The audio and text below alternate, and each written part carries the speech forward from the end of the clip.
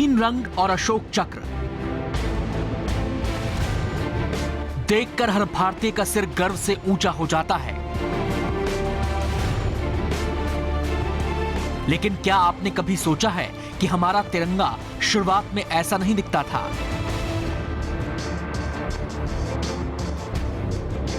अंग्रेजों के राज में बाल गंगाधर तिलक, अरविंदो घोष और बंकिम चंद्र चट्टोपाध्याय जैसे लोगों ने गणेश, काली और गाय के निशान वाले झंडे की पैरवी अलग अलग की। लेकिन इन झंडों में भारत से ज्यादा हिंदू धर्म के निशान नजर आते थे। बाकी धर्मों का असर इसमें शामिल नहीं था। 1906 में कलकत्ता के पारसी बगान स्क्वायर यानी अब के ग्रीन पार्क में 7 अगस्त को फहराया गया था। इस झंडे में 3 पट्टियां थीं, हरी, पीली और लाल। इसमें कमल का फूल, चांद और सूरज भी बने थे। अगले ही साल 1907 में पेरिस में हुई मैडम भीकाजी रुस्तम कामा और भारत से निकाले गए उनके साथियों ने यह झंडा फहराया।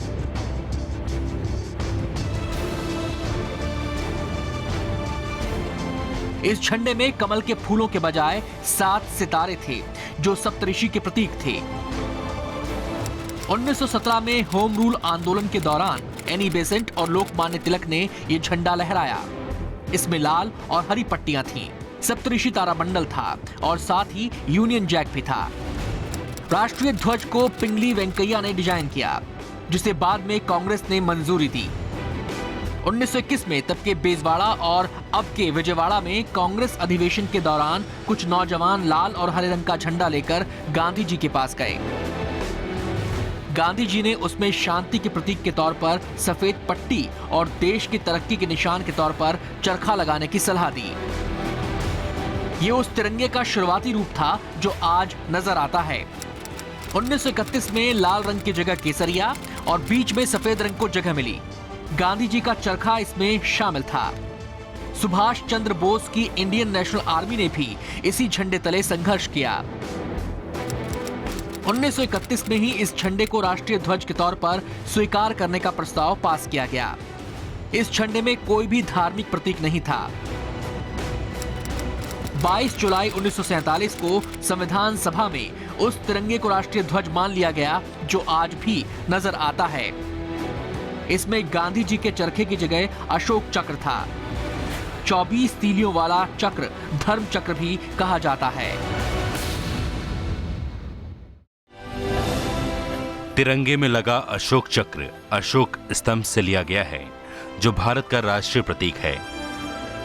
वाराणसी के पास सारनाथ में भगवान बुद्ध ने पहली बार शिक्षा दी थी।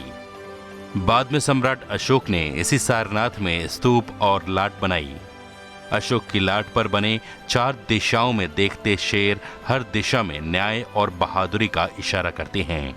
इनके नीचे शेर, बैल, हाथी और घोड़ा बने हैं, जिनके बीच में अशोक चक्र है। ये सब एक उल्टे कमल के ऊपर बने हैं।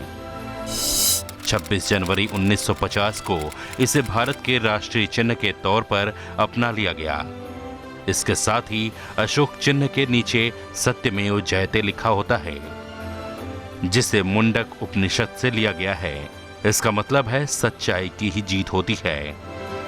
राष्ट्रीय प्रतीकों को माधव साहनी ने इसे पेश किया था। मुझे मिल तो जाए थोड़ा पैसा, थोड़ा पैसा, थोड़ा पैसा।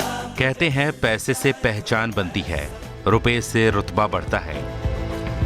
लेकिन आजादी के 62 साल बाद यानी 2009 से पहले हमारे रुपए यानी भारतीय मुद्रा की कोई अलग पहचान नहीं थी। जहां दुनिया भर की मुद्रा जैसे डॉलर, पाउंड, येन का चेहरा दूर से ही नजर आ जाता है, भारतीय रुपया बेहद सादा था। ऐसे में भारत की तेज बढ़ती अर्थव्यवस्था को एक निशान की जरूरत हुई और सामने आई रुपए की बिल्कुल नई तस्वीर। सरकार ने एक कॉन्टेस्ट के जरिए रुपए के नए निशान मंगाए। जो 5 निशान आखिर में बचे वह ऐसे दिखते थे और इन सब में से इनको चुना गया। इस निशान को बनाने वाले थे IIT गुवाहाटी के assistant professor D. Uday Kumar. Devanagari के र और अंग्रेजी के आर जैसे दिखने वाले नए निशान में तिरंगे को दर्शाने वाली 2 लकीरें थीं। If you look from Indian point of view and as well as from the outside, the Western point of view, it is like the Indian currency. So from all aspects, it actually denotes the Indian currency, rupiah and rupees. देश का झंडा भी इन लकीरों से नजर आता है, जो पूरे भारत को अलग पहचान देता है। ये 2 लकीरें बराबर का निशान भी हैं, जिसका मतलब है बराबर, संतुलित और मजबूत अर्थव्यवस्था। लकीरें देश की समानता को भी दिखाती हैं।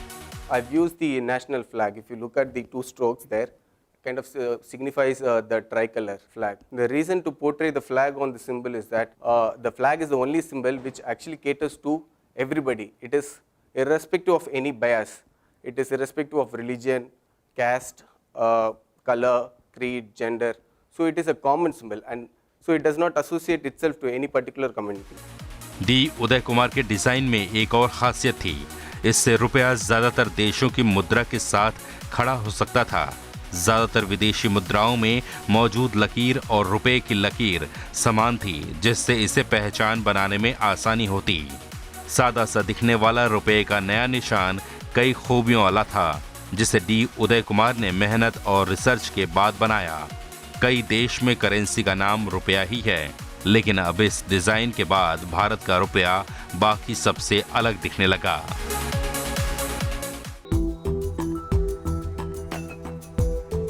क्या आपको पता है कि भारत का एक राष्ट्रीय कैलेंडर भी है?